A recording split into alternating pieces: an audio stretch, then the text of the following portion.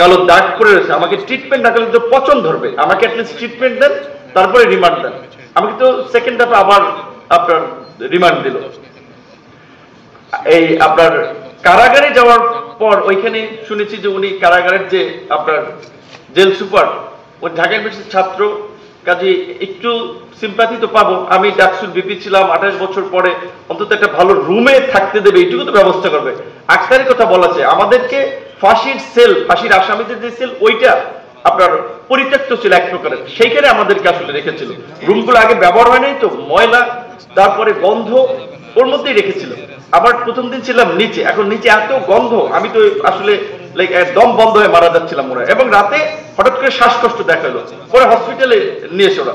সকালবেলা আমি ওনাকে খবর পাঠাইলাম যে ওনাকে যদি একটু দেখা করে বলেন, ওনাকে আমি একটু ঢাকা বিশ্ববিদ্যালয়ের ছাত্র ছিলাম, ওনার সাথে একটু কথা বলতে, উনি তো দায়িত্ব। তো ওই কয়েকদিন আসে নাই, পরে খবর পাঠাইলাম যে একটু আমার রুমটা যদি 2 তলায় দিতে পারে সেটা দিয়ে। এবং আরেকটা আমার সাথে জেলখানায় একটা মানসিক টর্চার ছিল, জেলের আসামি আপনার যারা কারা বন্দী থাকে তাদেরকে একটা সময়ের জন্য হাঁটতে সময় দেয় একটু, সকালে এবং বিকেলে। সবাইকে যখন ছেড়ে দিত আমাকে তখন আটকে রাখতো।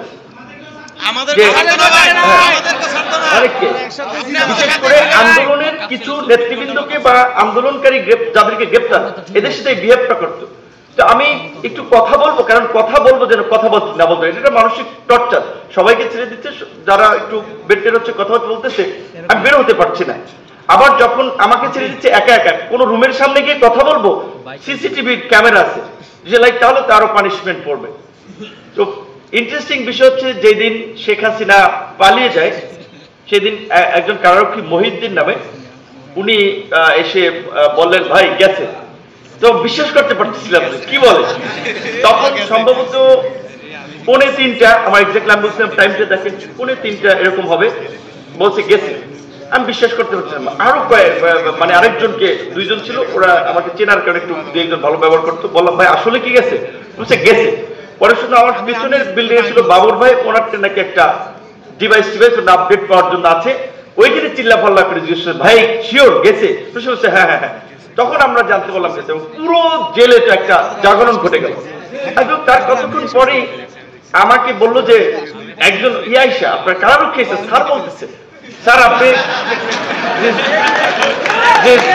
আপনি না বলতেছে, স্যার আপনি প্যান্টটা পরে নেন, রিজভি ভাই সহ সিনিয়র লিডার আপনার জন্য অপেক্ষা করতেছে। বলে কি এতক্ষণ কাউরে ডাইকেও পাই না, স্যার বলছে রিজভি ভাই সহ সবাই অপেক্ষা করতেছে। আমিও তাড়াতাড়ি প্যান্ট পরে গেলাম। তখন আমাদের ওই জেলারের রুমে ওখানে অনেকগুলো টেলিফোন আমাদেরকে দিল, 8-10টা টেলিফোন, সবাইকে বাসায় যোগাযোগ করার জন্য। তো এটা হচ্ছে দেখেন বাংলাদেশের বাস্তবতা, যে কয়েক ঘন্টা না, 1 আওয়ার আগেও যারা মানে অনেকে একটু সুখ দুঃখের কথা বলার জন্য যদি একজন ডাকতাম ভাই রুমের সামনে আসেন, কি অবস্থা বাইরের, কেউ কাছেও আসতো না। কয়েক মিনিট পরে পালিয়ে যেত, ছাদ ডাকা শুরু করছে, এবং জেলার সহ সবাই তো অনেকগুলো টেলিফোন এনে আমাদেরকে দিল যে ভাই কথাবার্তা বলেন। তো যাই হোক, আজকের এই আলোচনার আয়োজকদেরকে ধন্যবাদ জানাই, এবং আমি এখান থেকে শুধু একটা কথা বলবো, আমাদের লাইফে যা ঘটে গেছে সেটা আমরা চাইলেই ব্যাক পাবো না। এবং আমি কিন্তু এখনো ইয়ং মানুষ, কিন্তু এখন অনেকক্ষণ বেশি বসে থাকতে পারি না, কারণ আমি তো ছাত্রলীগেরও ক্যাম্পাসে অনেকবার হামলার শিকার হয়েছি। তারপর লাস্টে যে ধরনের টর্চারের মধ্যে দিয়ে গেছি, শুধু একটা কথা বলি, জাস্ট এইটুকু বলা উচিত না, তারপর বলে আপনাদের এই বর্বরতাটা দেখানোর জন্য যে ভাই প্লিজ ভাই একটু শেষ করে, আরো অনেকে কথা বলবে, আরো অনেকে একটু।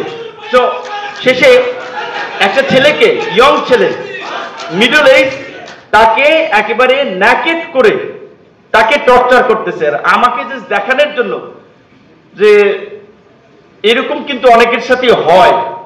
এখন তুমি চিন্তা করো ভাই, আমাদের যে সমস্ত বিষয় এগুলো যদি তুমি সহজে বলো, এবং তোমরা বলো যে তারেক রহমান তোমাদেরকে এই ইনস্ট্রাকশন দিয়েছে, ছাত্রদল আর শিবিরের ছেলেরা, বিএনপি জামাতের লোকেরা এই অগ্নিসংযোগ করছে, তুমি এটা ইয়া করবা, আমরা ব্রিফ করবো, সেখানে বলবা তোমার মামলা ডিসমিস করার ব্যবস্থা করে দেবো, না হলে সব মামলায় তোরে আসামি করবো, জিন্দিগিতে বাইরে যেতে পারবে না, শেখ হাসিনা যতদিন আছে।